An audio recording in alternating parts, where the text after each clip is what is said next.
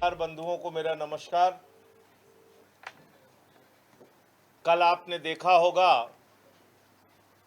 कि किस तरह से मोदी योगी की डबल इंजन सरकार ने एक बंद कमरे में पेपर लीक पर चर्चा करने की इजाजत नहीं दी। उसके लिए जद्दोजहद करना पड़ा, लड़ना पड़ा कि भाई छात्रों का दर्द तो सुन लेने दो। पेपर लीक करना गुनाह नहीं है। पेपर लीक करके लाखों छात्रों का भविष्य बर्बाद करना वो भी गुनाह नहीं है। पेपर लीक के मामले में शामिल लोगों का भारतीय जनता पार्टी के लोगों से संबंध हो वो भी गुनाह नहीं है। पेपर लीक करने वाले गिरोह के लोग 8 से 10,000 करोड़ रुपए की उगाही कर बीजेपी के नेताओं का जेब भरें वो भी गुनाह नहीं है। गुनाह क्या है? उन छात्रों से बातचीत करना गुनाह है। उन छात्रों का सड़क पर निकल करके मशाल जुलूस निकालना गुनाह है। उन छात्रों के द्वारा अपनी आवाज उठाना गुनाह है। और यही हुआ प्रयागराज में। मैं कल एक कॉन्फ्रेंस हॉल में, जो सर्किट हाउस का कॉन्फ्रेंस हॉल है, वो किसी नेता के पैसे से नहीं बना, वो जनता के पैसे से बना हुआ है, सरकारी गेस्ट हाउस है। और वहां पे तमाम छात्र संगठनों के जो नेता थे उनके साथ बातचीत कर रहा था। उसी समय प्रशासन का अमला पहुंचता है और पहुंच करके कहता, भाई आप बातचीत नहीं कर सकते, अपनी बातचीत रोक दीजिए, आइए बाहर आइए, निकलिए। मैंने कहा ऐसा क्या हो गया? संवाद करना, बातचीत करना, ये कहां का गुनाह है? किस नियम कानून के तहत गुनाह है? किस नियम कानून के तहत आप हमको रोक रहे हैं? उसका कोई जवाब प्रशासन के पास नहीं था। फिर काफी जद्दोजहद के बाद वो लोग वहां से गए। उस कार्यक्रम में छात्र संघ के पूर्व अध्यक्ष इलाहाबाद विश्वविद्यालय के और पूर्व विधायक अनुग्रह नारायण सिंह जी भी थे। उस कार्यक्रम में के राय जी भी थे, जो वरिष्ठ अधिवक्ता हैं हाई कोर्ट के और इलाहाबाद विश्वविद्यालय के छात्र संघ के अध्यक्ष हैं। समाजवादी छात्र सभा के नेता थे, उसमें एनएसयूआई के नेता थे, प्रतियोगी छात्र संगठनों के नेता थे। सब लोग मिलकर बातचीत कर रहे थे। और वहां पर यह घबराई हुई, डरी हुई कायर सरकार कार्यक्रम को रोकने के लिए पहुंच गई। और इतना ही नहीं किया, उस कार्यक्रम में शामिल होने के लिए एक छात्र नेता है आशुतोष पांडे, वो आ रहे थे, उनको अरेस्ट करके जेल भेज दिया। अरेस्ट करके जेल भेज दिया। दिन भर बातचीत होती रही, बोले साहब छोड़ देंगे, छोड़ देंगे। और बाद में मैंने वहां के पुलिस कमिश्नर से, जोगेंद्र जी से बातचीत की, तो उन्होंने बहुत अच्छे ढंग से सारे विषय को सुना। और मैंने कहा कि एक छात्र नेता को ऐसे पकड़ लिया गया है, तो उनका मुझे जानकारी नहीं है, मैं उसे अभी तुरंत छुड़वाता हूं। लेकिन इससे पहले कि कमिश्नर कुछ सहयोग कर पाते, उस छात्र को छुड़वाने में कोई मदद कर पाते, नीचे के पुलिस अधिकारियों ने उस लड़के को उठा के जेल भेज दिया। दूसरा छात्र नेता है पंकज पांडे, उसको भी पकड़ के जेल भेज दिया। वो भी इस कार्यक्रम में शामिल होने वाला था। 3 कोचिंग के संचालक वो छात्रों के आंदोलन में शामिल हो गए, उनकी कोचिंग बंद करा दी। तो मुझे जो बातचीत से लगा, पुलिस कमिश्नर की बातचीत से जो लगा, जोगेंद्र जी की बातचीत से लगा कि उनकी भी कोई कार्रवाई करने की मंशा नहीं थी, लेकिन ऊपर से कोई दबाव रहा होगा जिसको जाहिर तौर पे वो कह नहीं सकते। उन्होंने अच्छे ढंग से बात सुनी, कहा भी छुड़वा देंगे, लेकिन ऊपर से कोई दबाव रहा होगा, इसलिए कोई मदद नहीं कर पाए। पुलिस के लोग भी, पुलिस के अधिकारी भी कई बार बेबस होते, मजबूर होते। मेरी शिकायत सरकार से है, आप नौजवानों का पेपर लीक नहीं रोक पा रहे हैं, उनकी जिंदगी बर्बाद कर रहे हैं, और उसके बाद उनको अपनी बात कहने का भी अधिकार नहीं है। ये कौन सा लोकतंत्र है? ये किस प्रकार का संविधान उत्तर प्रदेश में चल रहा है? ये कौन सी हिटलरशाही मोदी योगी के राज में चल रही है? एक कोचिंग के संचालक हैं विवेक सर, उनका रोता हुआ वीडियो आप लोगों ने देखा होगा। इन लोगों के अंदर कोई दया भाव नहीं है, इतनी क्रूरता भरी हुई है, इतनी क्रूरता। एक आदमी रो रहा है, विलख रहा है, उसकी कोचिंग बंद कर दिया। अब उसमें जो लड़के पढ़ते थे 1000-2000, उनका भविष्य बर्बाद हो जाए, कोई फर्क नहीं पड़ना है। तो बीजेपी ये चाहती है कि नौजवान बेरोजगार रहे, बीजेपी ये चाहती है नौजवानों का भविष्य इसी तरह से पेपर लीक हो के बर्बाद होता रहे, बीजेपी ये चाहती है नौजवान इसी तरीके से त्रस्त होकर त्रासदी में आके आत्महत्या कर ले। अनपढ़ रहेगा तभी उनके हिंदू मुसलमान के एजेंडे में फंस के हथियार उठा के चलेगा।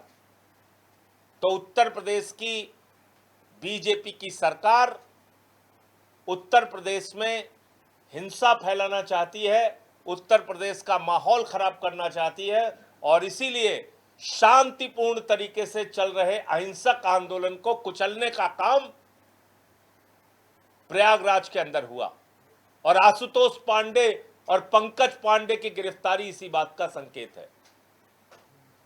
इससे आप आंदोलन को दबा नहीं पाएंगे, ये बिल्कुल याद रखिए। इससे आंदोलन और आगे बढ़ेगा। आपने पेपर लीक पे चर्चा रोक दिया। मोदी जी तो रोज हर हफ्ते रविवार को पहुंच जाते हैं, आज बच्चों परीक्षा पे चर्चा करेंगे, आज आम पे चर्चा करेंगे, संतरा पे चर्चा करेंगे, जलजीरा पे चर्चा करेंगे, और पेपर लीक पे चर्चा कौन करेगा? वो चर्चा मोदी जी नहीं करेंगे। तो इसलिए ये पेपर लीक पे चर्चा का कार्यक्रम जो रोकने का काम भारतीय जनता पार्टी की डबल इंजन की मोदी योगी सरकार ने किया है, ये पेपर लीक पे चर्चा का कार्यक्रम रुकेगा नहीं। और ये पेपर लीक पे चर्चा अब उत्तर प्रदेश के सभी जिलों में होगी। अगले चरण में हम जहां जहां विश्वविद्यालय हैं उत्तर प्रदेश के अंदर, वहां पर पेपर लीक पे चर्चा करेंगे, और उसके बाद जिले स्तर पर भी ये पेपर लीक पे चर्चा होगी, और साथ ही साथ ऑनलाइन भी हम पेपर लीक पर चर्चा करेंगे।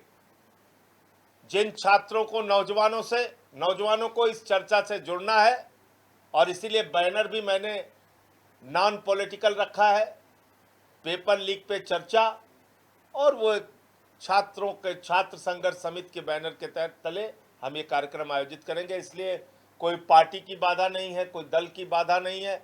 आप आइए, जुड़िए, जितने भी बुद्धिजीवी हैं, छात्र हैं, नौजवान हैं, और आपके पेपर लीक का जो पूरा कांड है उसके बारे में बातचीत करेंगे, और फिर रणनीति बनाकर सरकार के सामने एक बड़ा आंदोलन करके हम लोग उन मुद्दों का समाधान मांगेंगे जिससे नौजवान त्रस्त है। मैंने 5 चरणों में रोजगार दो और सामाजिक न्याय दो की पदयात्रा की है, और अब ये पेपर लीक के चर्चा के बाद उत्तर प्रदेश में फिर हमारा 6वें चरण का अभियान शुरू होगा पदयात्रा का। हमारा मुद्दा हमेशा से रोजगार रहा है, शिक्षा रही है, हमारा मुद्दा हमेशा से नौजवानों के हित और उसके भले का रहा है। हमसे डरते क्यों हैं? क्योंकि हम आंकड़ों के साथ बातचीत करते हैं और सरकार को आईना दिखाने का प्रयास करते हैं। अंत में कुछ जानकारी देके अपनी बात को ख़त्म करूंगा। आखिर ये पेपर लीक से चर्चा करने से क्यों भाग रहे, क्यों डरे हुए हैं? क्योंकि उत्तर प्रदेश पेपर लीक का गढ़ बन गया है। मोदी राज में देश पेपर लीक का गढ़ बन गया है। पेपर लीक के जरिए हजारों करोड़ की रिश्वतखोरी और भ्रष्टाचार का धंधा भारतीय जनता पार्टी के नेता कर रहे हैं। इसलिए पेपर लीक पर चर्चा करने से डरते हैं, घबराते हैं और भागते हैं। 2017 में उत्तर प्रदेश में दरोगा भर्ती का पेपर लीक हुआ, परीक्षा रद्द हो गई, 7 लाख नौजवानों का भविष्य बर्बाद हो गया। 2018 में नलकूप चालक 3000 पदों के लिए 2 लाख लोग परीक्षा में बैठे, पेपर लीक हो गया, परीक्षा कैंसिल हो गई। 2018 में ग्राम विकास अधिकारी के लिए 2000 पदों पर 14 लाख लोगों ने परीक्षा दी और परीक्षा रद्द हो गई। 2018 में यूपी पीसीएल जेई की परीक्षा हुई, 226 पदों के लिए 26,000 लोग परीक्षा में बैठे, परीक्षा रद्द हो गई, नौजवानों का भविष्य बर्बाद हुआ। 2018 में लोअर सबऑर्डिनेट भर्ती 672 पदों के लिए 11 लाख लोगों ने परीक्षा दी, परीक्षा रद्द हो गई, नौजवानों का भविष्य बर्बाद हुआ। 2021 में यूपी SSSC पेट की परीक्षा हुई, इसमें 21 लाख लोगों ने परीक्षा में हिस्सा लिया, परीक्षा रद्द हो गई, नौजवान फिर से एक बार उसके पीठ में छुरा भोंकने का काम यूपी की सरकार ने किया। 2021 में यूपी टेट 20 लाख लोगों ने परीक्षा दी, परीक्षा कैंसिल हो गई। 2022 में यूपी बोर्ड की 12वीं की परीक्षा का पेपर लीक हो गया। देखते जाइए, कुछ छोड़ा नहीं है, हाई स्कूल से लेके और पीसीएस जे तक कुछ बचा नहीं है। 2022 में लेखपाल की परीक्षा 8000 पदों के लिए 2.5 लाख लोगों ने परीक्षा दी, परीक्षा रद्द हो गई।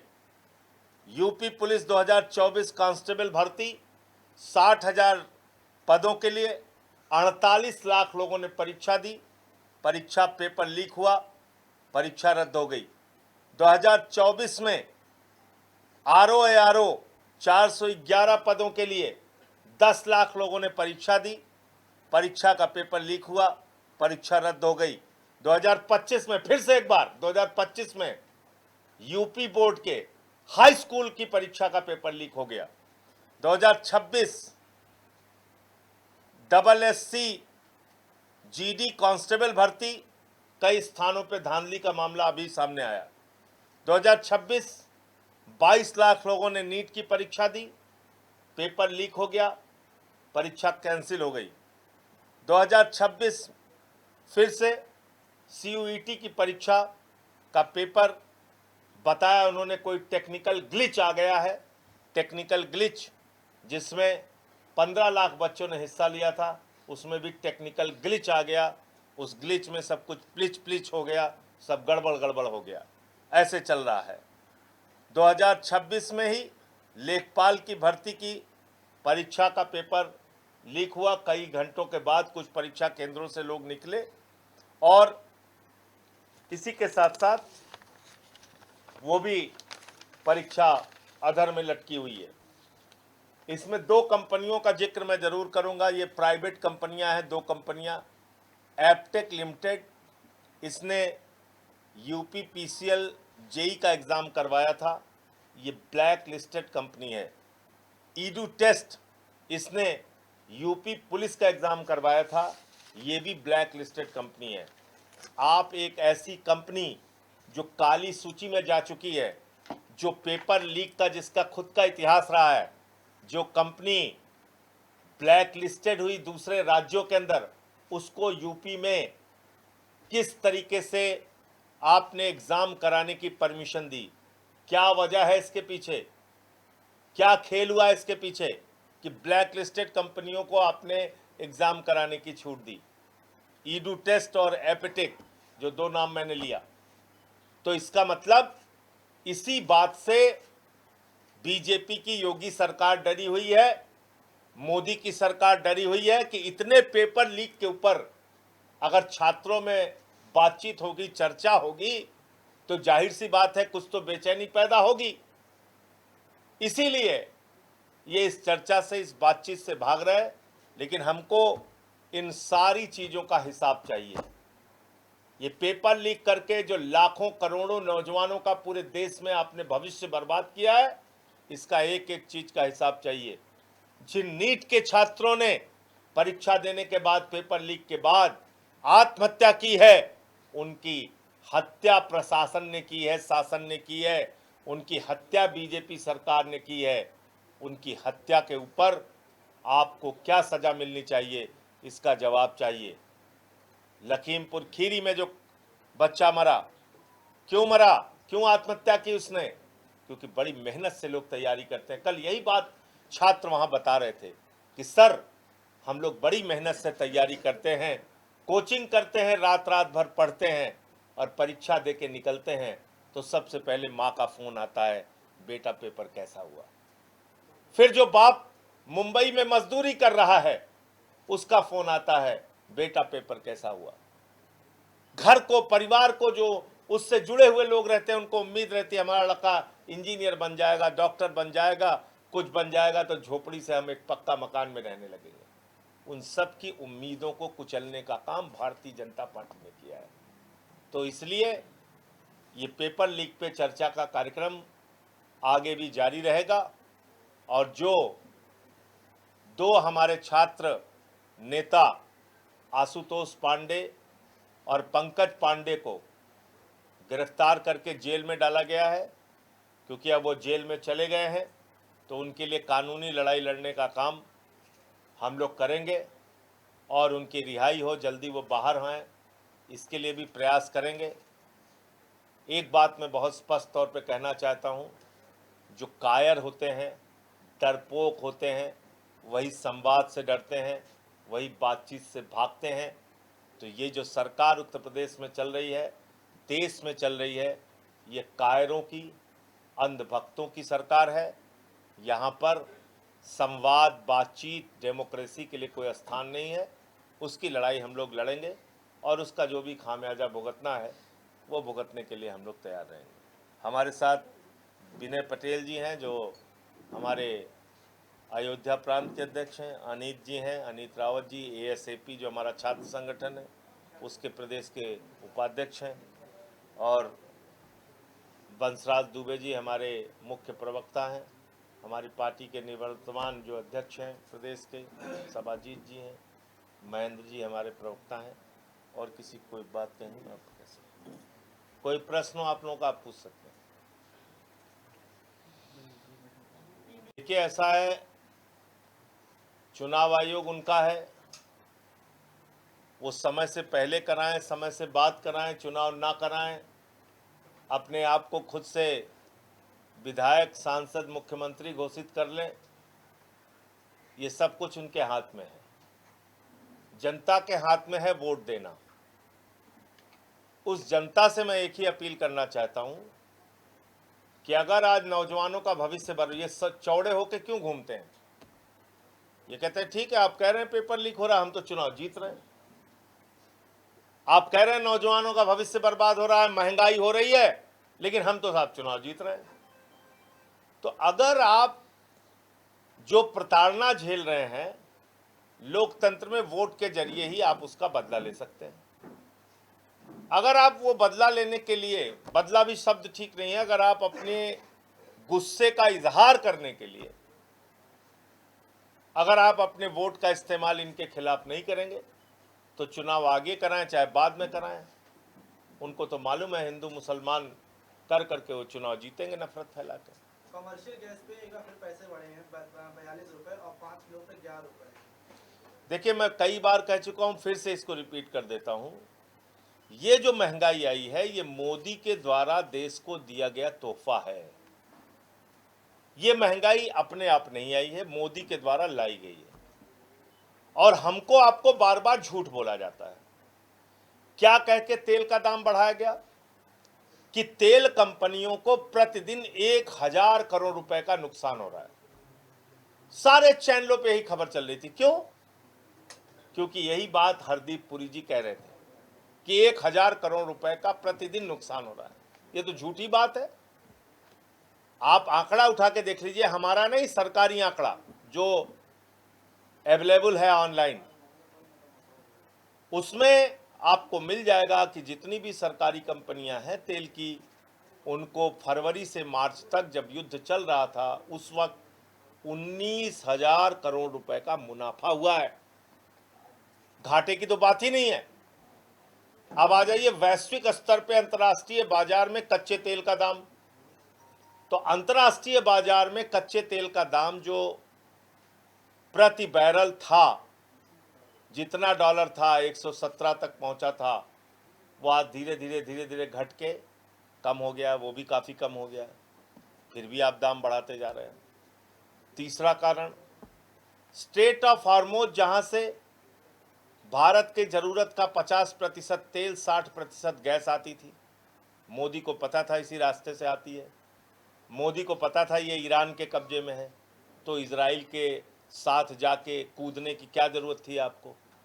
तो आपने अपना एक परंपरागत दोस्त खो दिया।